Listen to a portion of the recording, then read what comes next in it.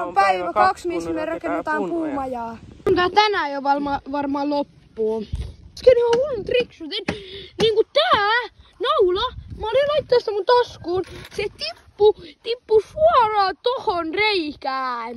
Mä en tiedä mitä toi tapahtuu. Se on oikein sairaan siistiä ötökkä. Se ei nyt tarkennu siihen. Kuitenkin se on tommonen sateenkaaren kakkospäivän tulokset. Noniin, täältä näyttää, me saatiin tähän tämmönen isompi alue. Alhaalla ei oo mikään muuttunut ja me laitettiin tähän tämmöset tukijalat. Mä en tiedä näkyykö ne videolla, mutta ne on niinku joka puolella. Mä voin näyttää ne mulle kaikki. Et se on niinku täälläkin. Ja täällä. No siellä ei ookaan. Muka unohti laittaa se. No joo. Tämmönen ympäristö meillä on.